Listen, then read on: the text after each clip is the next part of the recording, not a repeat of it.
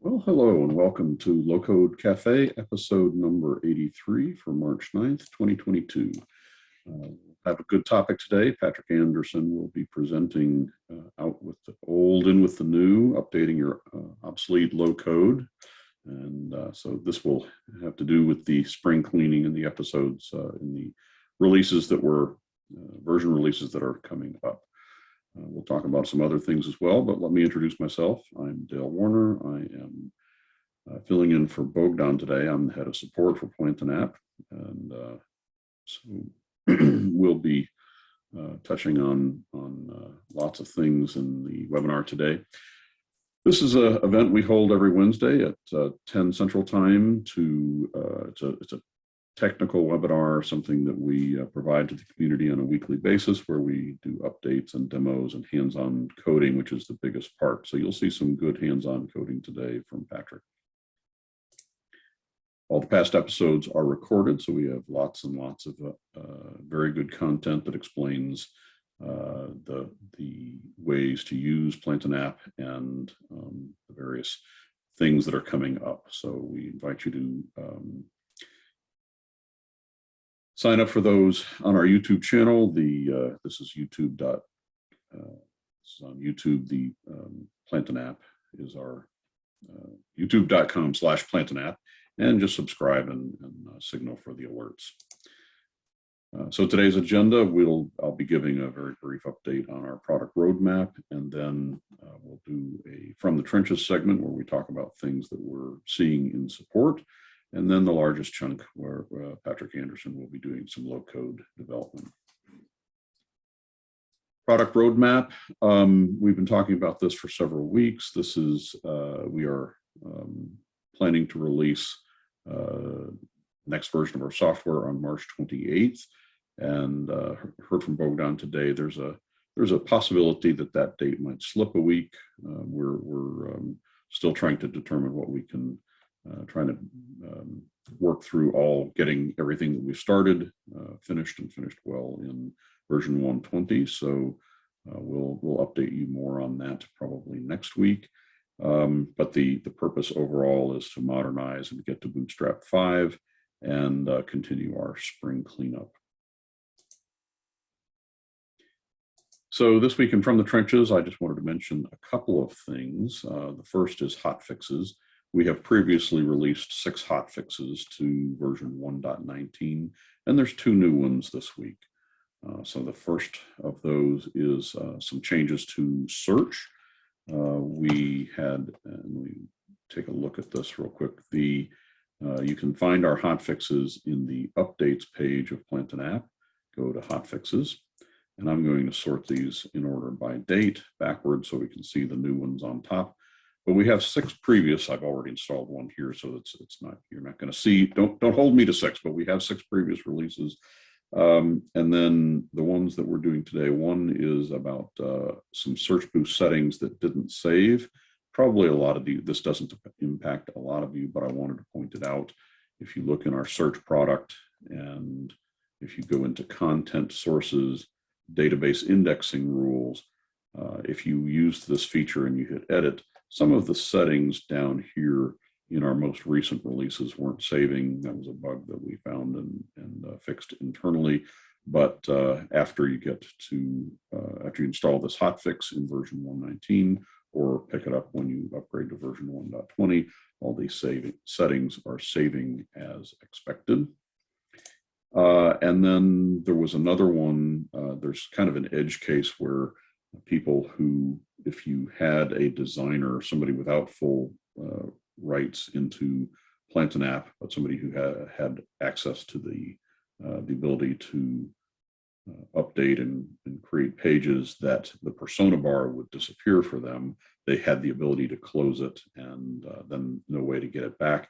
So we fixed that. The persona bar for that particular circumstance can't be closed at this point, so they can't lose it and get into a place where they can't find their way out. A couple of programming notes. We are in our future episodes for the Low-Code Café, Next week, we plan to show specifically how to upgrade from Bootstrap 3 to Bootstrap 5, the changes that you would make to your website to get that to happen. And I think we're even going to see some of that today from Patrick, but we'll focus in on it for next week. So that's the plan. And then in 2 weeks, we should be talking about the new features that are coming up in version 1.20. Beyond that, just a programming note, in Campfire, the Low-Code Campfire is a weekly event that we do on Fridays. It's more of a meeting format, and I would plan that we'll discuss more on the spring cleaning and the topics that Patrick is bringing out today. So with that, I'm going to invite Patrick to come on, and we'll go to low-code, hands-on low coding, and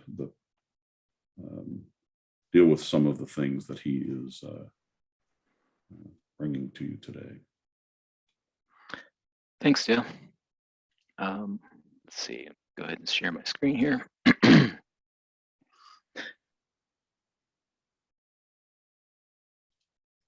Okay, so just a brief overview of what I'm going to cover today. Actually, first we're going to take a look at the list of obsolete features that we have, and just to make sure you're aware that list exists. But then I'm going to simply go through a few basics of how to migrate some of the items that we're doing manual migrations. Some do have some automatic migrations, but I'm going to show you some manual migrations of fields. And so we have a lot of radio box fields, like the Likert scale fields, and yes, no, maybe, and yes, no radio box fields that are all just they're just pre-customized radio box fields. And what we want to do is simplify things. And so I'm going to show you a migration of the yes, no, maybe to a simple radio box field.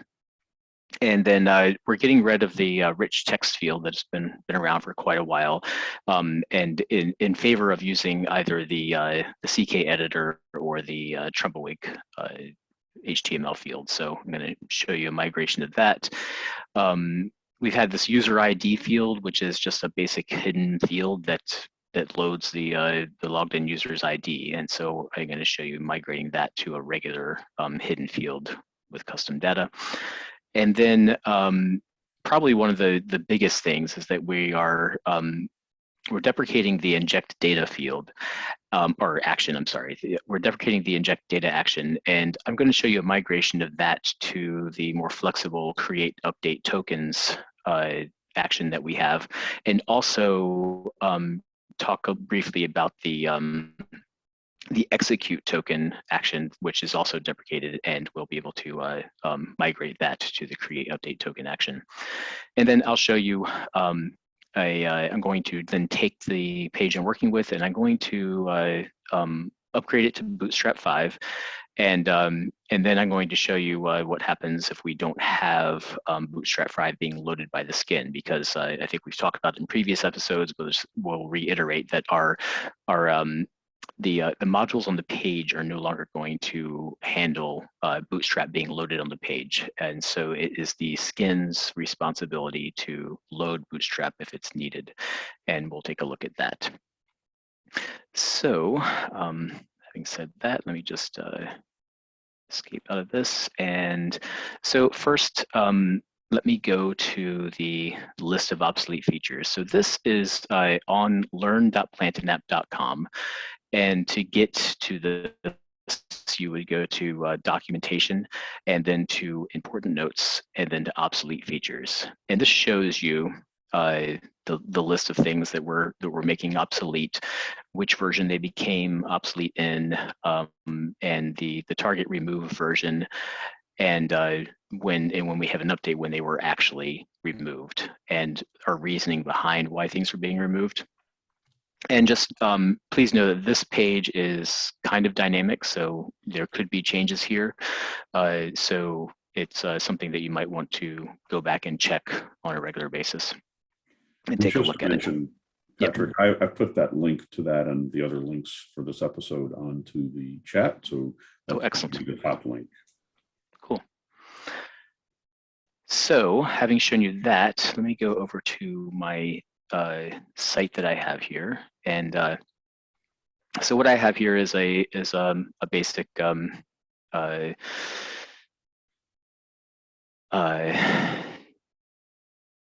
just an entity I created, and I'm on a 1.20 Plant and App site. So what you're looking at is actually 1.20, but my page is still Bootstrap 3, and I have some legacy fields here. Let me just refresh to make sure that there's no logging out happening here. Okay, that's good.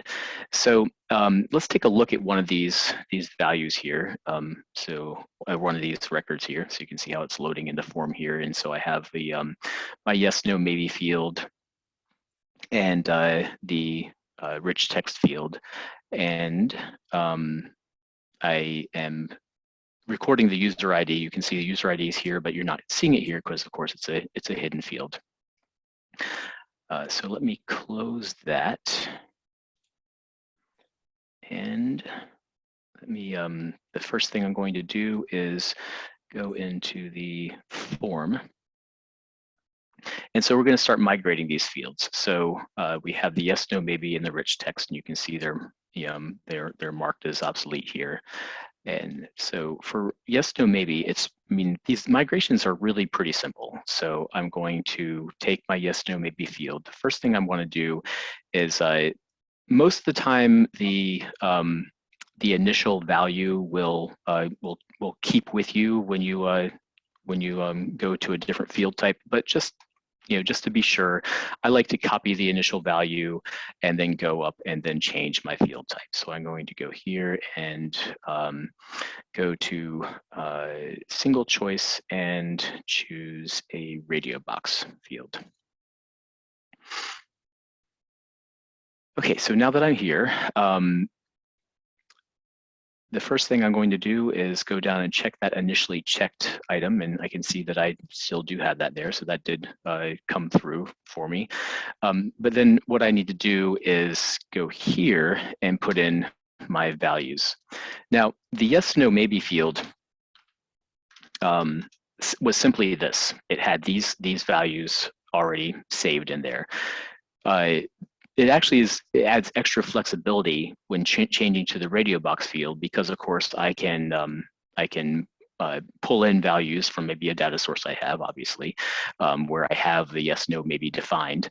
But also right here, just using an item list, I can also assign values to these. So I could do that for each of these 1, 2, and 3, so I can assign a value.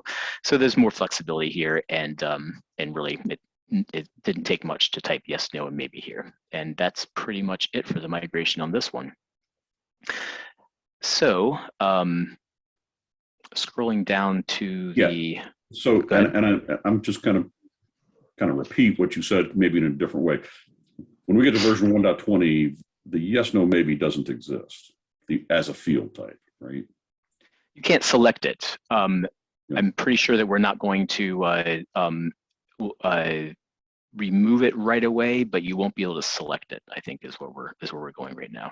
Right, because we're trying to provide a graceful path. But anybody who wants to do yes, no, maybe in the future, you would just do it by way of using this box. Or if you've used it in the past, you could pick this type of item drop down. But it is going to be a manual conversion, right? That's where we're going with this. Yes. Mm-hmm. Yep. Okay, and then for the rich text field here, once again, I'm going to capture that initial value, and I'm going to switch it to a go to text and look for I'm going to choose the CK editor option here, and you can see my original value did come through, so that's excellent. And that's really that's all I need to do here. Is I just need to switch the field type. I can play with some of these settings if I want, and that's totally up to you. But of course, the rich text editor did not have a lot of flexibility as far as the buttons that were available. There was no code view with it. So the two options we have, the CK editor and the Tremblewig, provide a lot more flexibility for us. And then for the user ID field, there's a couple things I want to point out about this. So this is just a hidden field placed on the form that pulls in the logged in user's ID. So I'm going to, of course, there is no initial value here, but because that's all it's doing is just pulling in the logged in user's ID. So when I switch it to, I'm going to go to hidden data, and you can see there's the old field, but I'm going to choose hidden field with custom value. Now I have that option of putting in an initial value. So I'm going to do that. I'm going to call it,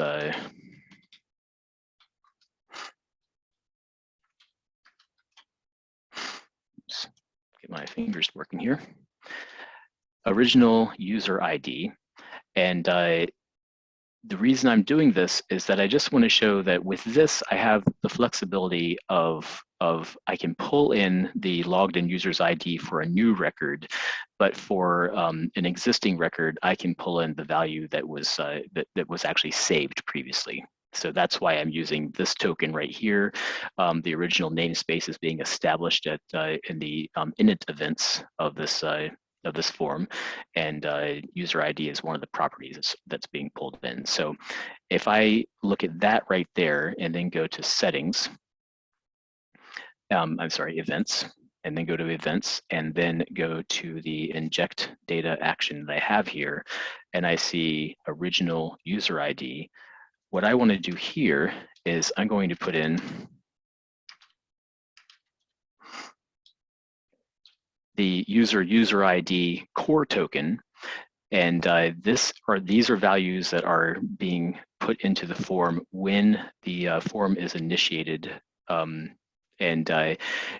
they'll be replaced if it's an edit form. But if it's not an edit form, the value that will be stored into original user ID will be the logged in user's user ID. So the new form will be pulling in the logged in user's user ID.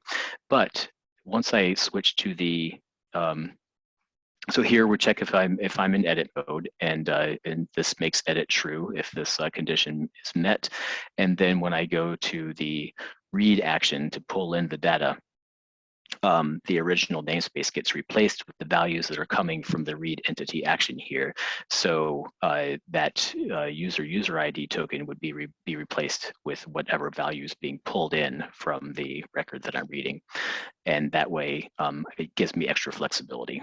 So I just wanted to show that that's the user ID token really is replacing it with a hidden data token is just not that big of a deal. So the original user ID field type always used the user ID of the logged in user. Right, yeah. So if you're just directly replacing it and you want to keep the exact same functionality, then you could initialize it with user ID. With user ID, yep. So I would just put that value there into the field itself. But if it's but if you want to expand on it, and for example, keep the original user ID for an edit, that would be the technique that you just demonstrated. Exactly. Yep. And then I'm just seeing it visually here. If you scroll up, that we've got a nice red flag on obsolete actions or obsolete field types now. Yeah. So that's kind of the direction we're going. If you are using an existing an action and we continue to support it for a time, you're going to see it just flagged as red and obsolete. Yep. Yep. Except for user ID, apparently. Yeah. Now that I call attention to it, right? Yeah, it hasn't gotten the flag yet, evidently. Yeah. Okay, so I have taken my user ID and made it a hidden field, and I have taken my rich text editor and made it a CK editor, and my yes, no, maybe field is now a radio box field. So I'm going to go ahead and save these changes that I've done so far. Save that, reload the page, and take another look at one of my records here.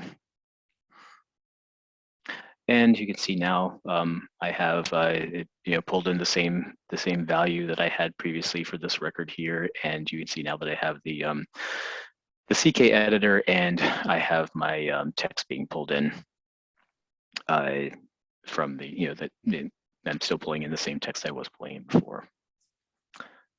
So does that make sense so far? Yep. Yep. Okay. So now we want to take a look at those inject data actions, and that's a little bit bigger of a deal. So let me switch over, go back to the form here. And actually, I just need to check something here because I was expecting to see something.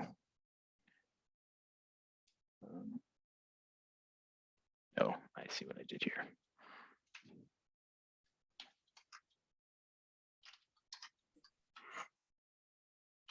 Okay. Save that. Okay. So let's take a look here. And so here is an inject data action. And I want to change this to the create update token. So I'm going to come. So inject data is going away. We want to make that bring it into the new format. Yep. So and actually, I use the cheat search, but I do actually want to show that that is in the same place that you found inject data before. It's just create update tokens is there. And I want to go and now this is really, first thing I want to do obviously is pull it into the correct place in the stack. And there's really just a little bit of manual work here to change this. So I'm just going to go through and I'm going to collect my values and use our handy dandy Windows clipboard to collect everything up.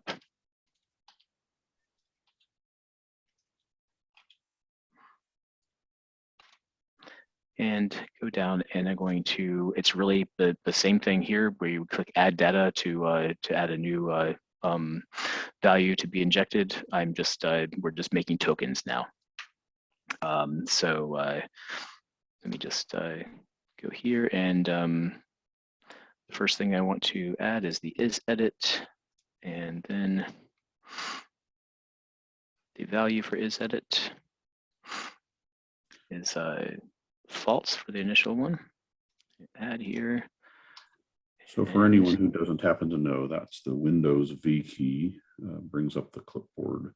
Yep. So you can copy a lot of things onto the clipboard and then Windows V and be able to paste them back. And while Patrick's doing that, I will let you know we will entertain questions either on the chat or in the question and answer. And it's entirely likely we'll have time, else this might be a short episode today. I don't know if we've ever ended early, but it's early yet. We may not end early. We'll see. And oh yes, so this one I want to put. Yep. So this is the one that I went and I added a value earlier. So I'm gonna make sure I get my same value in there, and then of course the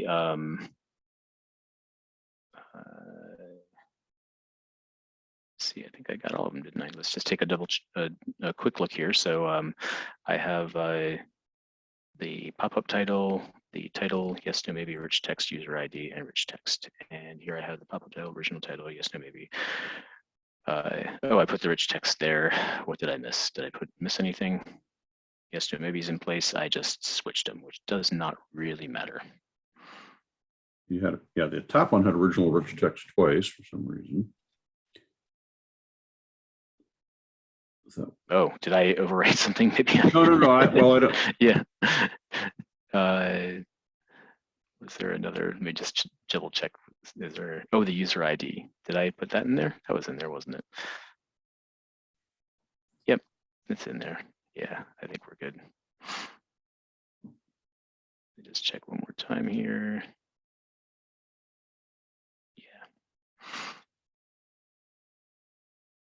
I might have clicked add data here and pasted that in there. Yeah. Somebody on the call was paying close attention. They probably saw me do it. But anyway, so the one thing I haven't done here yet is put in my my correct token here. So, and that is the user ID token. I think when I was explaining that I need to make sure I got that. I think I got a little confused and started pasting in the wrong place there. Anyway, so I have that in place now, and I'm going to collapse this, and I'm just going to indicate that it's going to be deleted. And now I want to move on to the edit mode one. So for this one, of course, I'm going to go here and put in the inject data one again and move it up into its correct location in the stack. So just to cause trouble, yes, could we clone the one that that you did so that you wouldn't have to do a whole bunch more copy and pasting? Yeah, but I'd have to do a lot of deleting because really, yeah, because here we're just checking for the edit mode and changing the pop-up title for the edit mode and changing the value of the of true. So, and of course here I do want to capture the the description just to keep things. Description is not necessary, but when you go and look at the action stack, it does help to see that that's why it's there. And then my condition, so that these values only change if we're confirmed that we're in edit mode, which is what this condition here is doing, is confirming that we actually do have a query string value of for LCC 83 demo ID. And then here I'm just going to I won't do the Windows clipboard because we're pretty close. And get my pop-up title. And then, of course, the only difference here is that it's saying edit instead of add. Okay, so we have both of those in place now, and I want to just double check that I have my condition here. I do. So now I'm going to collapse this one, and I'm going to mark it as deleted. And so I was playing around here earlier. Let me I'm going to go ahead and just delete this one. And I see here that I had marked this out. So I won't demo it, but basically what this was doing was putting the tab ID at the on the page. So I just wanted to show that that really execute token is basically it's taking a token and getting back whatever values returned from the token and putting it into an output token, which is really what we're doing with these. We are, well, if we have one that has a token, but but it's really the same thing. So if I were to put a token here, what I'm doing is running that token and then putting it into the value here. So it was another way of saying the same thing. Yeah, exactly. But it was only dealing with one token expression at a time. Right.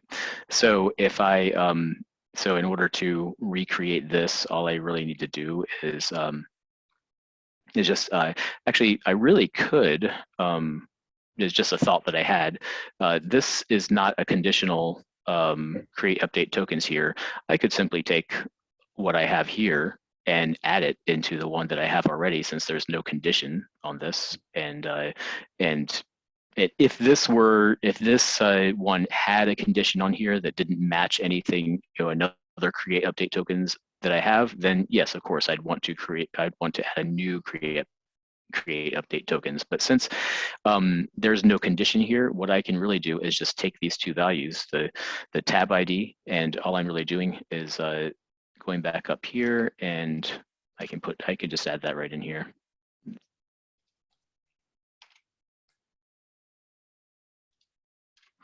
And so now I'm taking the tab ID token and I'm just putting it into a local value of tab ID. And let me show you what that's doing. I just have a static text field here called tab ID. And since that static text field, the field ID is the same as the token I'm creating, then the value that I'm putting into it here is going to load into that static text field. Yep. Okay, so I think I'm ready to save again. Make sure you get that execute token that you just obsoleted. Does that need to be deleted now? Oh yeah, I can delete that too. Yep. Go ahead and delete that. and we will save. And just as a technique-wise as well, you had some of those you had conditioned them false. So one way that you can work would be to condition something, the thing that you're replacing, condition it as false until you've tested it. Right. If you wanted to be really sure, yeah. Instead of doing all those deletions, if I wanted to just go in and put a condition on, we'll use this one because it doesn't have a condition already. I could just put false in here, and that would basically, it's the equivalent of commenting it out. Yeah. So I think probably somebody earlier saw that I had that. It's just me. It's a thing I've done. And so, but it basically means the same thing. One's never going to equal two, so it's false. All right. All right. Everything is done there. I already saved, right? Yep. It's because all my deleted ones are gone, so I don't need to save again. Let's refresh it. And so I'm just going to click on edit again, and you can see that my values are still being loaded in. So all I did was switch from the inject data to the create update tokens, and I'm still getting the values that I was getting before. And here's where I was. You saw the execute token that I had there, and it was putting the tab ID here, but I added it to the other create update action, and I'm getting the tab ID here. So it's really just doing the same thing. So then your title up there at the top is Edit LCC 83 Demo, and I assume if we hit Add or New, we'll see a. Right. Yep. Yeah. So now we're adding a record here. And nothing else gets initialized because it's an add record, so that makes sense. Yep. Yep. So because in this particular instance, we don't have the ID of the record coming through. Great. All right. Do we have any questions coming through as yet? Yeah, we got a stack of questions. So Albert asks, will tokens like user ID be available in action form when purchased through DNN Store as an individual module? I think I can take that one, Patrick. You can check me. Sure. But, user ID, is that not a function of DNN core? Right, that's a core token, yeah. So that one will be available. But in general, anything being provided by my tokens won't be. My tokens will not be available as a product, a standalone product.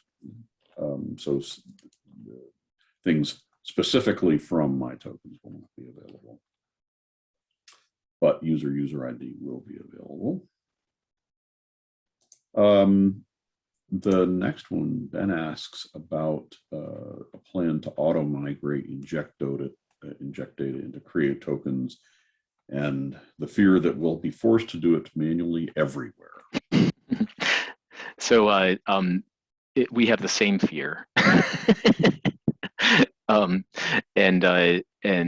so what's going to happen with inject data for the foreseeable future, right? At this point, is that it will become an action that you can't select and add, but it will still be there. So it's being used, you'll see the inject data action, but it's an action that you won't be able to select from an action list and add into the to a form. So this allows you to start migrating in some places if you want to and it forces you to start using for new implementations, start using the create update token action. But when it comes time for us to actually completely remove it, we will have an automatic migration for it. Right. So not to panic just yet. Yeah. Because we understand definitely that it is something that is used extensively. Right. Common use, and we'll be doing it and through our site. So there will be a conversion eventually before that goes away. So thanks for asking that. And then Justin asks about whether you can find a list of obsolete actions that are being used within your setup. I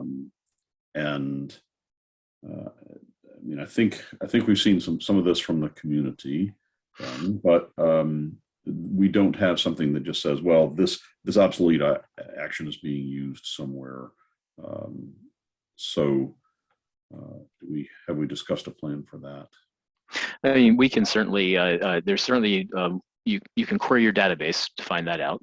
And I would think that maybe like through Campfire or something like that, Dale, we could probably provide a query that where we could at least find the form IDs or something along those lines where some of these actions are being used.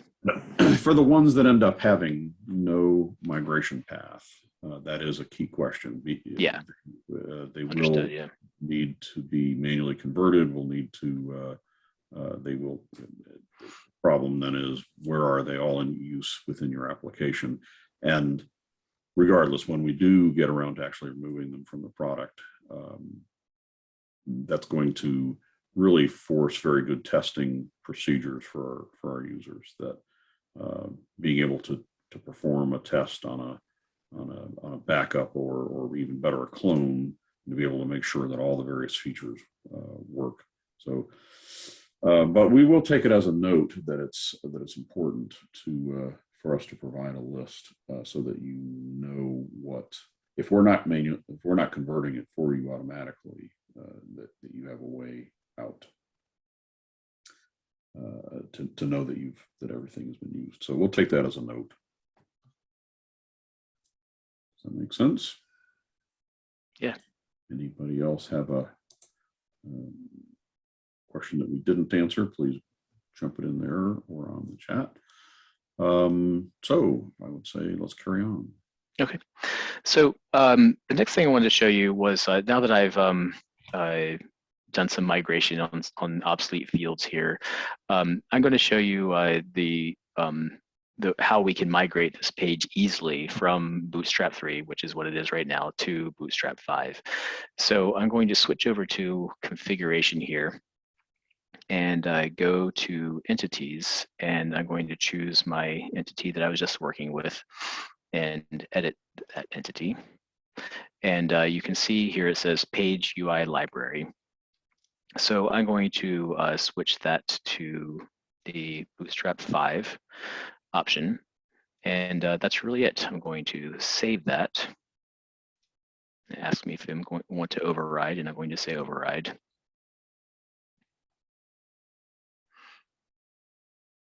Once we're done here, I'll click off this and go over here and reload the page. And you can see it does look a little bit different. So we've here we've switched how some of this is working. So our grid has these has moved the search up here, and we have our new button has changed a little bit here. So you can see a few differences here. So now that and actually earlier I thought my icons were showing up here. So, but anyway, I'll check that out. But you can see here that I'm loading the form and everything is working great. So I just want to show you real quick before I go on from this, is that if for some reason you did upgrade to Bootstrap 5, and we will be covering this in more detail next week, but really changing back to Bootstrap 3 is a matter of there's no automatic way of doing that. So let me go back in here and edit and just show you that now that I've upgraded this to Bootstrap 5, I no longer have that option. And this is done because we really want we want people to be moving along to Bootstrap 5. But there is a way out, and it's really a matter of going back in here and going to your settings and changing this back to Bootstrap 3 here, and then in the listing, you would go to your views and you would turn off the data table view and turn on the legacy view for your listing. Legacy is Bootstrap 3. The other ones are yeah. Bootstrap 5. Yep. Exactly. Yeah. So there's no automatic way, but there is a manual way to right. And after that, you're not offered if you get it all back successfully, you're not offered the ability to flip No, it. then you would have to change it again manually. Yep. Once you start that, you're taking on the responsibility of flipping it yourself. Yep. And then, of course, the final step. So if I did those, I would see some errors on the page indicating that I have both Bootstrap 5 and Bootstrap 3 loaded on the page. So that was because my skin is actually also bringing in is actually where Bootstrap 5 is coming from. So for that, if I go in and look at the appearance settings here, you can see that I'm using my page builder skin, but I have the Bootstrap 5 skin being pulled in, so I could change back to this one here, and that would take me back so that I have everything is working well together. So that's the path for backing up if you switch to Bootstrap 5. So before you move on, when you use that setting in the entity to flip the page to Bootstrap 5, it did three things. It changed this from the default layout to the default Bootstrap 5 layout, plus forms and listings were converted to Bootstrap 5 settings. And then probably tabs has that same setting as well. Is that true? Yes.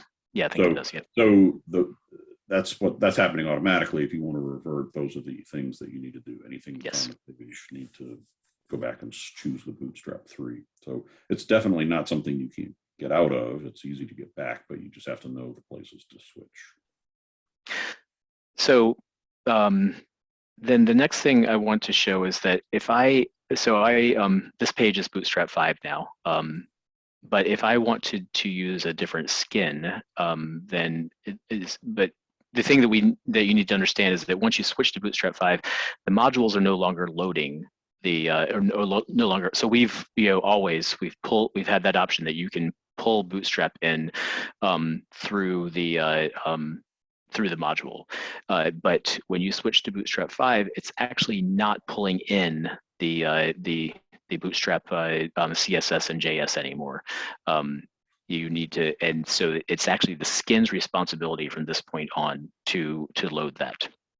So let me go back in here, and I just wanted to show you an example of what happens there if I do that. So I want to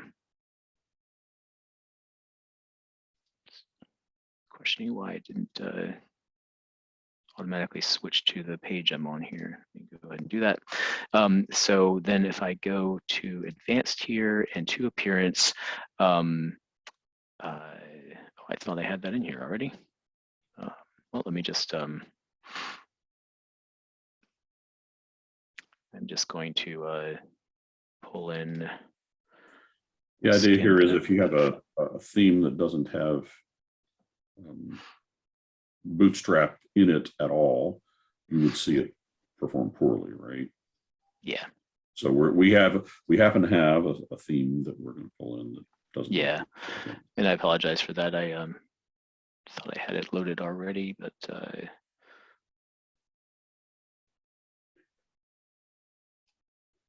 so if you buy a theme from a vendor that has Bootstrap 5, that's covered, no problem. This should then work automatically when you flip it to Bootstrap 5. And I'm just doing this off screen here because it's buried really deep. So I don't want you to have to look through all of my how deeply I have this buried. Saying that within your file system, you have folders within folders within folders. Oh yeah. I like doing that. You don't want us to know how complex you really are. Here we go. Okay.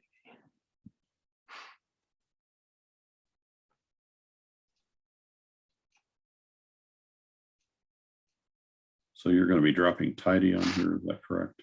That's correct, yep.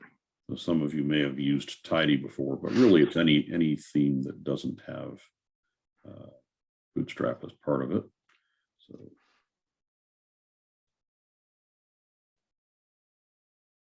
okay, so there we go. So I will choose that, and it doesn't really matter here, but I'll just switch to a standard container, and I'm going to save these changes. Close that and reload here. And so now you can see that things aren't looking quite right, and I have an error down here. If I click new here. It looks like nothing happens. Yep, but down here, you can see that I actually have an error, and this is a useful error. So this is why I really wanted to get to show you was that if I click this read more link here, it takes me right to the information I need to make this work the way I need it to work. So I'm going to and just make this really simple. There's probably some, some additional things you might want to do here, but I'm just going to load my Bootstrap from the CD and JS deliver, and I'm going to copy that and go over here and pull up my page settings. Go to advanced, and then under SEO, we have page header tags, and I'm going to paste that link in there and then go back here, and I'm going to get the JS. So I'll copy that and go back over here. And it just I'll say a little note here that the more proper way to do this would be for you to actually edit your skin and put these and put these in your skin so it's pulling in there. But this does the trick. You can handle it this way. So I'll click on save there and close this and reload here. And so now you notice I'm not getting the error down here anymore. And if I click new, my form is loading.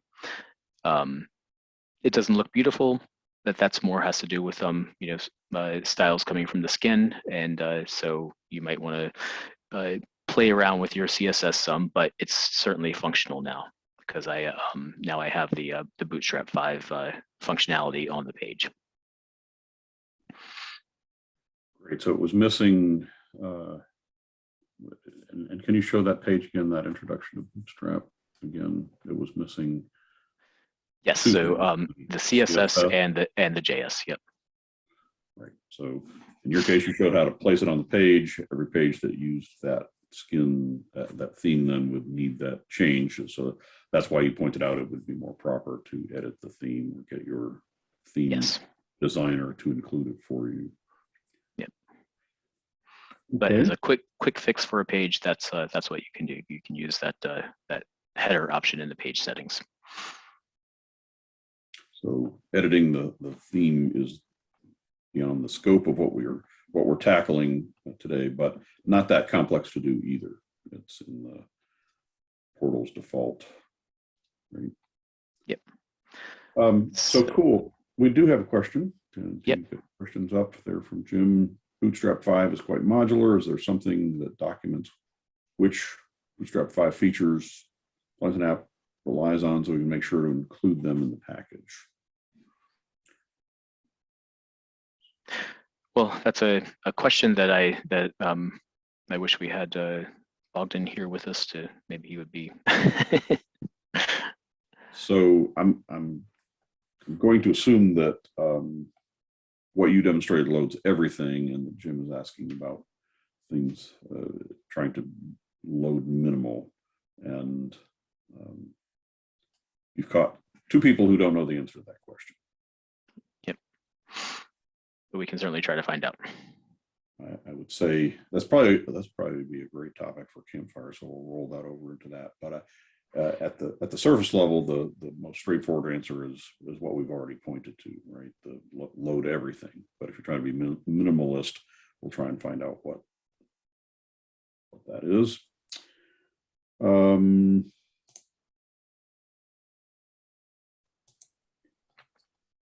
Any other questions? Yeah, still time for questions. Okay. If there's no other questions, I try to tackle this this button icon thing here because that I think it's bothering me, and it might be useful for people to see. Oh, and that I'm going the wrong place already. I need to go into the listing and look at my buttons. And okay, so what's happened here is that we have deprecated the glyph icons, and for some reason my testing, I can't remember what would have been different, but in my testing I had a different experience. But here, what I need to do is I need to it's defaulted to a circle icon here because the glyph icons are deprecated, and we need to switch to font awesome, which has been here, and you've had this option to do this, but we've added a new feature that is that makes this a whole lot easier. So now you don't have to actually go to font awesome and locate the correct code you want to put in here. We now have a selection for font awesome. So if I go through here and I can probably find a pencil or a pen. That's what I want to do. And I went too far. So I can do pen square. I like that one right there, pencil alt. So we'll choose that one. And let me collapse that and go to my delete button and select an icon here and scroll down. Probably, I'm guessing the word I want is trash. Trash alt. I like that one. Oh, let's go with this one because I think this is actually the one that if the form is created in the most recent version, I think this is the one we're actually putting in there. Okay, so having done that, let me click save and reload. And now I have prettier icons on my buttons. Yes. Okay, so go ahead. No, go ahead. Yeah. So I was, my chat was not scrolling. I didn't see that there were several questions in the chat or some back and forth. Some of this has to do with time, but so maybe we've covered it. But there was a question about, let's pick one from Albert. Patrick's method saying that it doesn't work in third-party skins that have multiple versions of Bootstrap 3 and 4 specifically. So yeah, so just adding Bootstrap 5 to something that has Bootstrap 3 and 4 also starts to be confusing. So, it does, yeah, and you'll get an error on the page telling you that that multiple versions of Bootstrap are loaded, and so that does get complex. The best path forward would be for you to have a skin that's loading Bootstrap 5. That would certainly be the best option. So there were earlier comments about apparently, and I didn't catch it either, you were copying information into an obsolete action. Yeah, I think that's I think that was when I was I made the mistake earlier of when I was moving the user ID from the inject data to the create update tokens. I think I got myself reversed for a second. Yep. Okay. So people paying more attention than I was, I guess. Jim just asked, is font awesome being loaded by Plantain app, or does that have to be loaded by the skin also? That does have to be loaded by the skin also, correct. And it's a similar process there. You could search for, let me see if I had it over here. But you would search for a way to pull that in from a CDN, or you could pull it in yourself. But yes, the font awesome has to be loaded by the skin as well. Okay, so that so the button that we provide to display them out of font awesome, does that kind of assume that font awesome is present?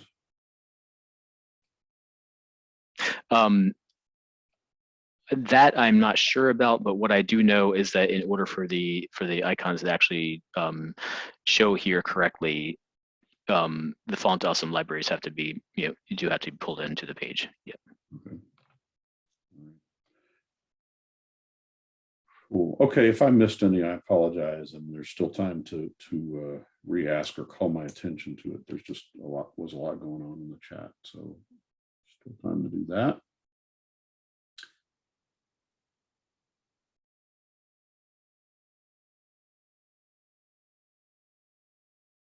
And now I wish when we had that there was another thing that I was going to point out, but now I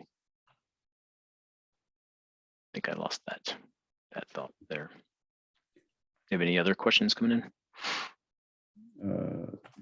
Not yet. I was going to just kind of backing up to where you started today, and maybe even that overview page might be useful.